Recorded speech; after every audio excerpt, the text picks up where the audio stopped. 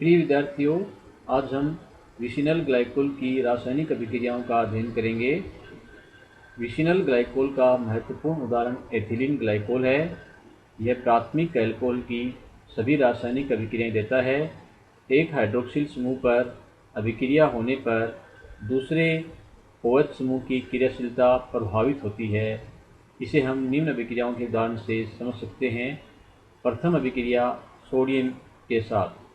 जब ethylene glycol की अभिक्रिया कम ताप 50 डिग्री सेल्सियस पर सोडियम के साथ कराते हैं, तब एक हाइड्रोक्सिल समूह के प्रतिस्थापन से मोनोसोडियम और उच्च ताप लगभग 100 डिग्री सेल्सियस पर डाइसोडियम लवण उत्पाद के रूप में बनते हैं। दूसरी अभिक्रिया मंद गति से संपन्न होती है। जैसा कि इस अभिक्रिया में हम देख रहे हैं कि एथिलीन ग्लाइकोल के साथ सोडियम की अभिक्रिया 50 डिग्री सेल्सियस तापमान तक कराने पर उत्पाद के रूप में मोनोसोडियम ग्लाइकोलेट बनता है। एवं अभिक्रिया उच्च ताप 100 डिग्री सेल्सियस पर कराने पर उत्पाद के रूप में डाइसोडियम ग्लाइकोलेट बनता है। एक OH हाइड्रोक्सी समूह का -I effect minus inductive effect दूसरे OH समूह की अम्लीय प्रकृति को बढ़ा देता है। अतः जब धातु से क्रिया कराते हैं, तब एक OH समूह के अम्लीय हाइड्रोजन का प्रतिस्थापन होकर मोनोसोडियम लवण बनता है। इस लवण का दूसरे OH समूह की अम्लीयता पर प्रतिकूल प्रभाव पड़ता है। इस एल्कोक्साइड आयन का +I प्लस इंडक्टिव इफेक्ट होता है और दूसरे OH समूह से हाइड्रोजन का प्रतिस्थापन कठिन हो जाता है। इस कारणवश दूसरी अभिक्रिया मंद गति से धीमी गति से संपन्न होती है। नेक्स्ट रिएक्शन हाइड्रोजन हैलाइड से HX से अभिक्रिया।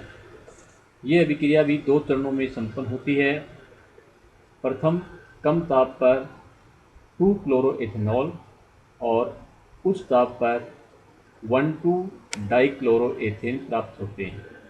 जब एथिलीन ग्लाइकोल पर HCl की अभिक्रिया 150 से 160 डिग्री सेल्सियस तापमान पर कराते हैं, तब उत्पाद के रूप में 2-क्लोरोएथेनॉल बनता है। एवं अभिक्रिया उच्च तापमान 200 डिग्री सेल्सियस पर कराने पर उत्पाद के रूप में हमें यहाँ 1,2-डाइक्लोरोएथेन प्राप्त होता है, अर्थात एथिलीन क्लोराइड बनता है।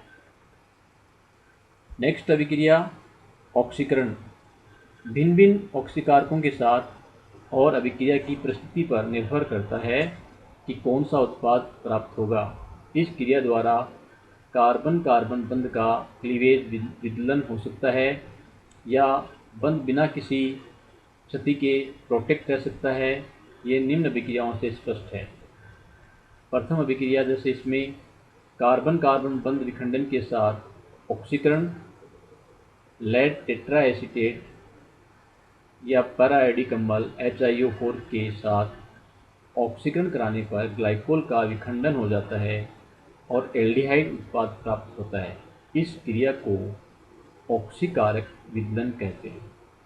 जब विशिनल अल्कोहल की अभिक्रिया ऑक्सीकरण लेड टेट्राएसीटेट से कराते हैं, तब उत्पाद के रूप में यहाँ एल्डिहाइड बनता है। उपरोक्त अभिक्रिया से स्पष्ट है कि लेड टेट्राएसीटेट से क्रिया के पश्चात यदि डायोल के प्रतिस्थापी R और R' एक ही समूह हैं, तो 2 मोल एल्डिहाइड के प्राप्त होते हैं। यह अभिक्रिया 5 सदस्यीय चक्रीय मध्यवर्ती के द्वारा संपन्न होती है, जिससे यहाँ पर कार्बोनिल यौगिक उत्पाद के रूप में बनता है।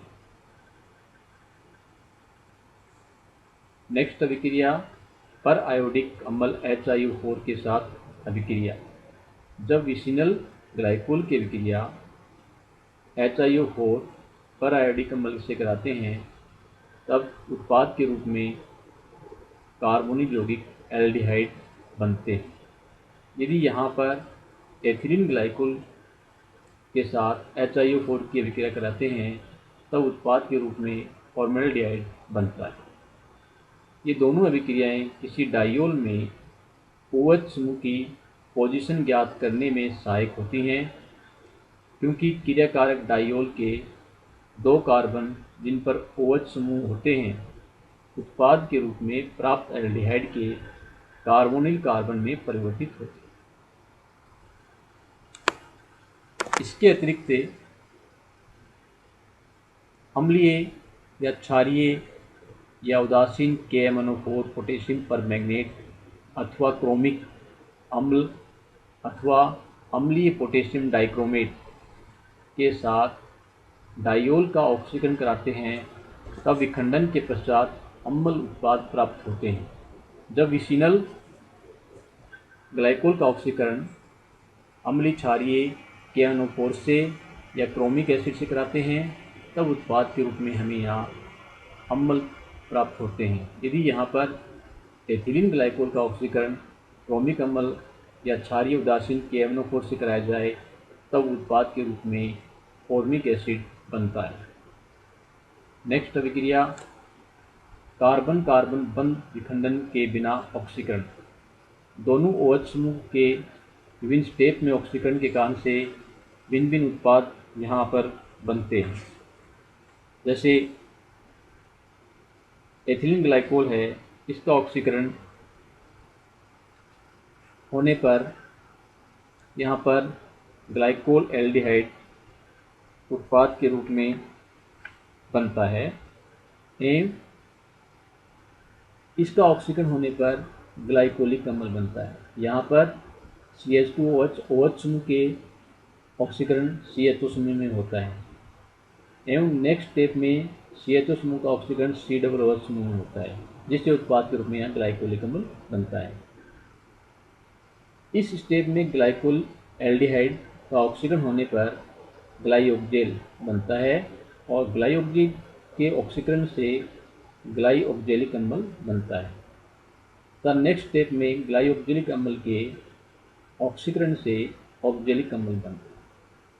अतः ये ऑक्सीकरण प्रक्रिया विभिन्न स्टेप में संपन्न होती है और इस ऑक्सीकरण के फलस्वरूप अंतिम उत्पाद के रूप में ग्लाइकोलिक अम्ल और ऑक्जेलिक अम्ल बनते हैं तथा अभिक्रिया डाइल्यूट HNO3 और क्षारीय KMnO4 की उपस्थिति में होती है। नेक्स्ट अभिक्रिया पिनाकोलोन रीअरेंजमेंट। यह है ग्लाइकोल की एक बहुत ही महत्वपूर्ण अभिक्रिया है। ग्लाइकोल की एक इम्पोर्टेंट रिएक्शन है पिनाकोल, जिसे 2,3-डाइमेथिल ब्यूटेन 2,3-डाइयोल कहते हैं एवं पिनाकोलोन जिसे 3,3-डाइमेथिल ब्यूटेन 2-ऑन कहते हैं। इस रीअरेंजमेंट के फलस्वरूप पिनेकोल से पिनाकोलोन बनता है। यदि पिनेकोल का सल्फ्यूरिक अम्ल के साथ आसवन कराया जाए तो 1,2 विस्थापन द्वारा पुनर्विन्यास के साथ ऑक्सीकरण होता है, जिसके फलस्वरूप पिनेकोल से पिनेकोलोन बनता है। Pinacolone means three three dimethyl butane two one. अभिक्रिया विभिन्न स्टेप में संपन्न होती है। अतः इस अभिक्रिया में विसिनल डाइयोल है, अब वो अम्ल के साथ क्रिया करके पुनर्विन्यासित होकर के एल्डिहाइड कीटोन देते हैं। यह अभिक्रिया अंतराणु पुनर्विन्यास अभिक्रिया निम्न स्टेप में पूर्ण होती है। ये पिनेकोल, ये पिनाकोलोन। पिनेकोल 2,3-डाइमेथिल ब्यूटेन 2,3-डाइयोल एवं पिनाकोलोन 3,3-डाइमेथिल ब्यूटेन 2-ऑन। अभिक्रिया के क्रियाविधि के विभिन्न स्टेप। प्रथम स्टेप, सर्वप्रथम अम्ल से हाइड्रोक्सिल समूह प्रोटोनेशन होता है, प्रोटोनीकरण होता है। यहाँ पर हाइड्रोक्सिल समूह का H आयन से प्रोटोनेशन होता है, जिसके फलस्वरूप यहाँ OH2+ बनता है। सेकेंड स्टेप, प्रोटोनीकृत पिनेकोल से 1 मोल जल का निष्कासन होता है, जिसके फलस्वरूप कार्बोकेटायन बनता है। यहाँ पर H2O जल का मॉलिक्यूल का निष्कासन होता है, जिसके फलस्वरूप कार्बोकेटायन उत्पाद के रूप में बनता है। थर्ड स्टेप, कार्बोकेटायन में मेथिल समूह के 1,2 स्थानांतरण से धन आवेश पॉजिटिव चार्ज निकटतम कार्बन पर आ जाता है और इस प्रकार के मेथिल समूह के स्थानांतरण से अधिक स्थायी कार्बोकेटायन बनता है, क्योंकि इस कार्बन पर उपस्थित हाइड्रोक्सिल समूह का ऑक्सीजन आवेश को विस्थानीकृत डिलोकेलाइज कर देता है। तो यहाँ पर मेथिल समूह का माइग्रेशन होता है, जिसे 1,2 विस्थापन कहते हैं, एवं पॉजिटिव चार्ज पास वाले कार्बन पर आ जाता है, जिससे स्थायी कार्बोकेटायन बनता है। नेक्स्ट स्टेप, प्रोटॉन के निष्कासन से अंतिम उत्पाद के रूप में कीटोन, जिसे पिनेकोलोन कहते हैं, बनता है। अतः कुल मिलाकर इस विक्रिया में पिनेकोल से पिनेकोलोन बनता है। अभिक्रिया 1,2 विस्थापन द्वारा रीअरेंजमेंट के साथ संपन्न होती है। जिन डायोल में असममित प्रतिस्थापी जैसे CH3 और C6H5 फेनिल समूह हो, तब उस कार्बन पर धनावेश आता है, जिससे वह अधिक स्थायी कार्बोकेटायन बनाए। जैसा कि इस उदाहरण में हम देख रहे हैं, यहाँ पर स्ट्रक्चर सेकंड की तुलना में संरचना फर्स्ट है वो अधिक स्थायी है। संरचना फर्स्ट अधिक स्थायी है क्योंकि इसमें धनावेशित कार्बन पर फेनिल समूह उपस्थित है, C6H5 समूह उपस्थित है, जो इस आवेश को डिलोकेलाइज विस्थानीकृत करता है, जबकि संरचना सेकंड में ऐसा कोई प्रभाव कार्य नहीं करता है। इस कारणवश मेथिल समूह का 1,2 माइग्रेशन होता है और अंतिम उत्पाद हमें यहाँ पिनेकोलोन प्राप्त होता है। नेक्स्ट रिएक्शन, फॉस्फोरस हैलाइड के साथ अभिक्रिया। विसिनल डायोल फॉस्फोरस ट्राईहैलाइड Pi3 के साथ क्रिया करके विसिनल डाईहैलाइड बनाते हैं। यदि Pi3 के साथ अभिक्रिया कराते हैं तो उत्पाद के रूप में एल्कीन बनते हैं। यहाँ पर विसिनल ग्लाइकोल की अभिक्रिया Pi3 के साथ कराने पर अस्थायी उत्पाद बनता है और इस अस्थायी उत्पाद से आयोडीन का निष्कासन होता है, जिसके फलस्वरूप अंतिम उत्पाद के रूप में एल्कीन बनते हैं। नेक्स्ट रिएक्शन, कार्बोक्सिलिक अम्ल के साथ क्रिया। एथिलीन ग्लाइकोल या विसिनल ग्लाइकोल में 2 OH हाइड्रोक्सी समूह होने के कारण यह पहले मोनो और फिर डाई एस्टर उत्पाद के रूप में बनाता है। एथिलीन ग्लाइकोल की अभिक्रिया जब एसिटिक एसिड के साथ कराते हैं तब उत्पाद के रूप में यहाँ ग्लाइकोल मोनोएसिटेट और इसके पश्चात ग्लाइकोल डाई एसिटेट बनता है। जब एथिलीन ग्लाइकोल की अभिक्रिया डाइकार्बोक्सिलिक अम्ल के साथ कराते हैं तब यहाँ संघनन बहुलक बनते हैं, जैसे टेरिलीन या डेक्रोन बहुलक बनता है, जिसका रेशे बनाने में प्रयोग किया जाता है।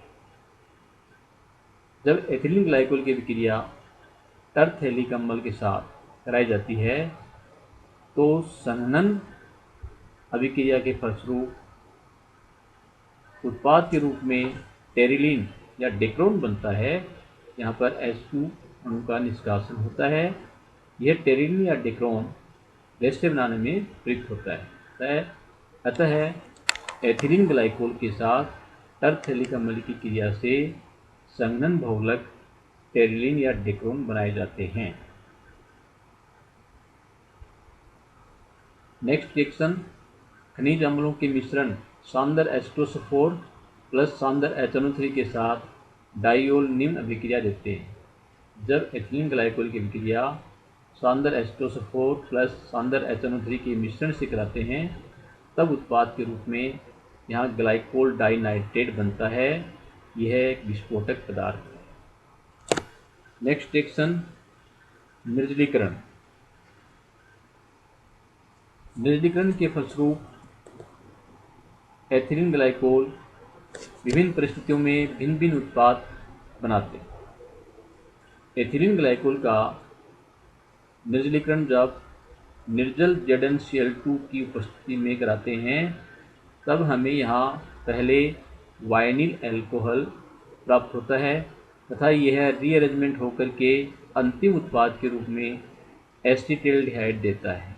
अतः एथिलीन ग्लाइकोल ZnCl2 की उपस्थिति में निर्जलीकृत होकर के एसिटाल्डिहाइड बनाता है। इसी प्रकार जब एथिलीन ग्लाइकोल उच्च ताप पर सिल्वर Ag उत्प्रेरक की उपस्थिति में निर्जलीकृत होता है तब उत्पाद के रूप में यहाँ एथिलीन ऑक्साइड बनता है।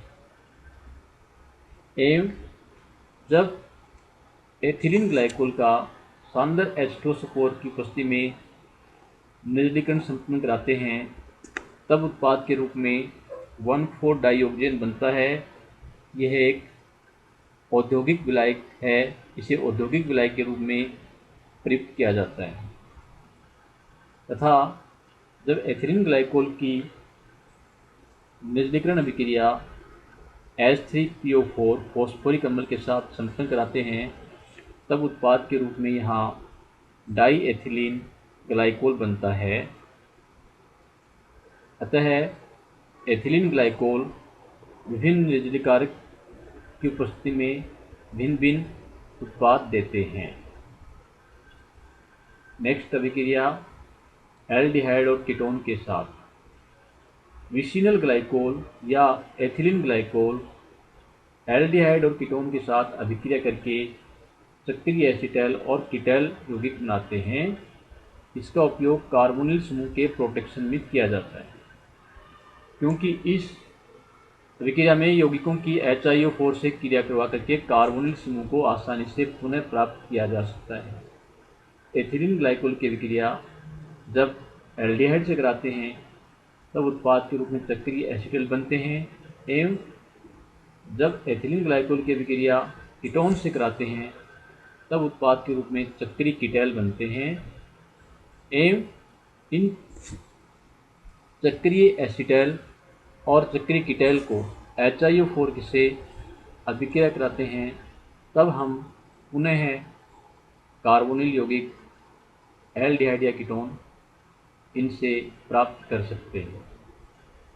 अतः ये कुछ महत्वपूर्ण अभिक्रियाएं विसिनल ग्लाइकोल या एथिलीन ग्लाइकोल की हैं। Thank you.